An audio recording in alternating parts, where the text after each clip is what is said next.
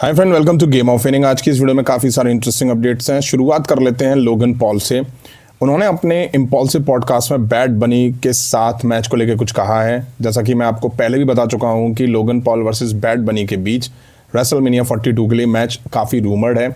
इस पे Logan Paul bad बनी को पोक भी कर चुके हैं काफ़ी बार, बट अब लोगन पॉल कहते हैं कि Logan Paul says there have been talks about a potential match with Bad Bunny in the future as the idea has been floated within WWE। Logan Paul का कहना है कि future में bad बनी के साथ एक पॉसिबल मैच के बारे में बातचीत हुई है क्योंकि WWE में आइडिया सामने आया है। हालांकि उन्होंने फ्यूचर कहा है, रेसलमेनिया 42 नहीं। अब देखना होगा कि इनके बीच रेसलमेनिया 42 में मैच होता हुआ दिखाई देता है या फिर रेसलमेनिया के बाद WWE इन दोनों सेलिब्रिटी सुपरस्टार के बीच में मैच दिखाएगी। नेक्स्ट बात कर लेते हैं WWE में मिस्ट्री बॉक्स और क्रिस जेरिको के बारे में। दोनों चीज़ों को कनेक्ट करा जा रहा है, इसलिए एक साथ कवर कर रहा हूं। मिस्ट्री बॉक्स जो रॉ पे दिखाई दिया था उस पे क्लियर लिखा हुआ है कि deliver to WWE do not open until 28 February 2026। Clear है कि इसे 28 फरवरी 2026 से पहले ओपन नहीं करा जाना है, जो कि एलिमिनेशन चैम्बर की डेट है। वहीं बैक स्टेज हमने ये देखा था कि एडम पियर्स के साथ एक डिलीवरी बॉय था जो कि उस बॉक्स को लेकर आया था।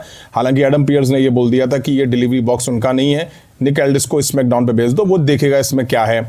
अब कुछ रिपोर्ट्स कह रही हैं कि इसमें अंदर क्रिस जेरिको हैं, जिनके रिटर्न के रूमर्स रॉयल रंबल में थे, वो वहां नहीं रिटर्न करते हुए दिखाई दिए।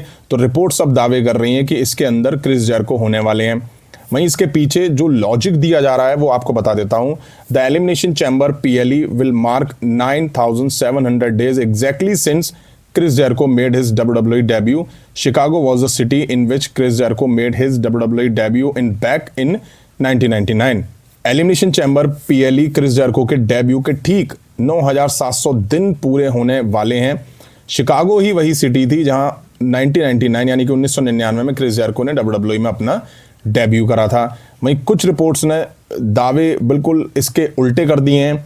पर Fightful select Chris Jericho is firmly under contract with AEW, and the belief among those around Jericho and within AEW is that his deal was frozen after he took time off in 2025.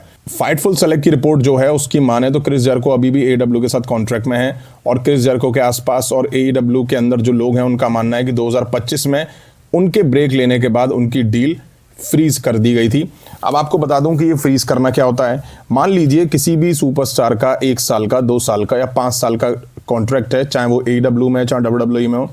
उसमें clause होता है कि अगर आप injury की वजह से break पे जाते हैं या आप किसी पर्सनल चीज़ों की वजह से कंपनी से ब्रेक लेते हैं, कोई भी रीज़न हो, तो अगर आपने 5 महीने, 6 महीने, 1 साल का अगर आपका ब्रेक होता है, फिर चाहे वो किसी की वजह से हो, तो आपको जो कॉन्ट्रैक्ट है 5 साल का वो कंप्लीट करना होता है। ऐसा नहीं है कि अगर मान लो आपका कॉन्ट्रैक्ट 2 साल का है, आप उसमें से 1 साल इंजरी की वजह से बाहर रह गए और 1 साल आपने काम करा तो 2 साल आपके कंप्लीट हो गए। नहीं, आप जितने टाइम के लिए इंजरी या पर्सनल चीज़ों के लिए ब्रेक पे गए हैं वो टाइम आपको कंप्लीट करना पड़ेगा।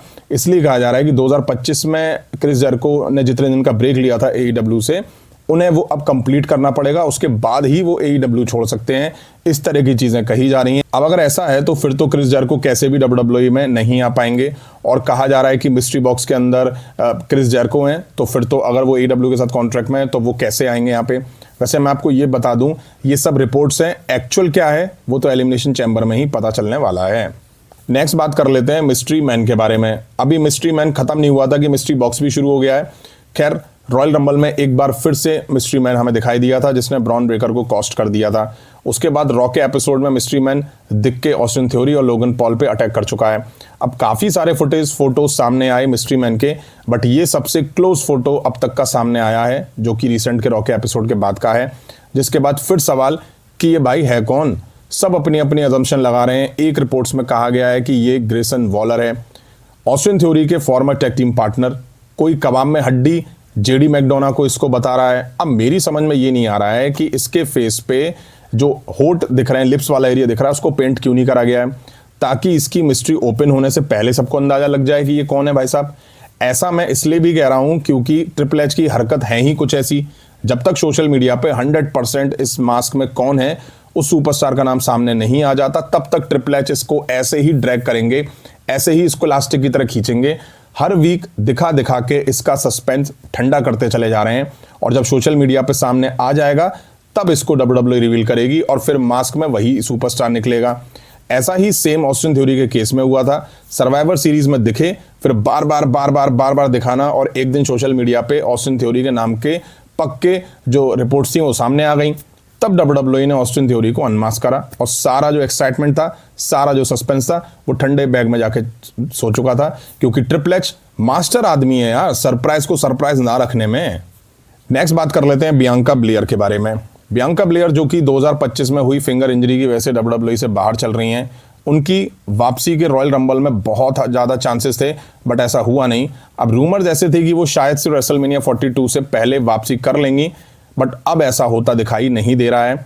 शायद से बियांका ब्लेयर रेसलमेनिया मिस करने वाली हैं। बियांका ब्लेयर ने कुछ पोस्ट करा है जिसमें लिखा है कि उनकी फिंगर की सर्जरी है, और सर्जरी के बाद उन्होंने पोस्ट करा है और लिखा है कि फर्स्ट डे फिजिकल थेरेपी का। इट मीन्स जो रिपोर्ट्स थी, रूमर्स थे कि बियांका ब्लेयर हील हो रही हैं, फिट हो रही हैं, वो सब साइड हो चुके हैं।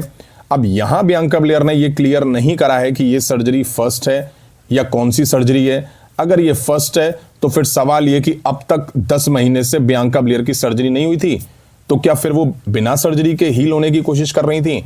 और अगर ये फर्स्ट सर्जरी नहीं है तो फिर चिंता वाली बात है, क्योंकि बियांका ब्लेयर को और सर्जरी करानी पड़ रही है एक फिंगर के लिए। इट मीन्स रिकवरी उस तरह से नहीं हो पा रही है जैसा होना चाहिए था। अब सवाल इससे ये भी है कि Jade Cargill versus Bianca Blair के बीच जो रेसलमेनिया 42 में मैच था, उसका क्या होगा? कौन जेड कारगिल को फेस करेगा? शायद इस कंफ्यूजन की वजह से WWE लिव मॉर्गन को जेड कारगिल और स्टेफनी वकर दोनों से उलझाती हुई दिखा रही है, क्योंकि अभी शायद WWE के पास प्लान्स रेडी नहीं होंगे, क्योंकि वो बार बार अपने प्लान्स को चेंजेस कर रही है। वहीं कहीं ना कहीं मेरे माइंड में ये भी चीज़ आ रही है कि शायद बियांका ब्लेयर हमें बेवकूफ़ बना रही हो सकता है ये सर्जरी वगैरह की जो फुटेज है ये काफ़ी ओल्ड हो, लेकिन अब बियांका ब्लेयर WWE के स्टोरी लाइन के चलते इस तरह की चीज़ें पोस्ट कर रही हो ताकि फैंस कंफ्यूज हो जाएं। क्योंकि मुझे ऐसा लग रहा है, क्योंकि 10 महीने हो गए बियांका ब्लेयर को बाहर हुए और अभी तक उन्होंने सर्जरी नहीं कराई है। सर्जरी वो अब करा रही हैं, फिजिकल थेरेपी वो अब करा रही हैं, तो क्या अब तक भगवान भरोसे बैठी थी वो कि मैं ऑटोमेटिक रिकवर हो जाऊंगी? इसलिए मुझे कहीं ना कहीं सरप्राइज की बू आ रही है। मुझे लग रहा है कि WWE चाह रही है कि सरप्राइज वगैरह कंटिन्यू हो, बियांका ब्लेयर की सडन वापसी कराई जाए, और ये जो चीज़ें हमें बियांका ब्लेयर दिखा रही हैं ये काफ़ी ओल्ड हो सकती हैं। हो सकता है कि मिस्ट्री बॉक्स में बियांका ब्लेयर ही तो नहीं है, तो ये देखना काफ़ी इंटरेस्टिंग होगा। तो फ्रेंड, ये थी WWE से रिलेटेड कुछ इंटरेस्टिंग अपडेट्स। उम्मीद है वीडियो आप सभी ने यहाँ तक देखी होगी। देखिए तो लाइक नहीं करें तो लाइक करें, चैनल पर नए तो चैनल को सब्सक्राइब करें। मिलता हूँ जल्दी नेक्स्ट वीडियो में। Thank you.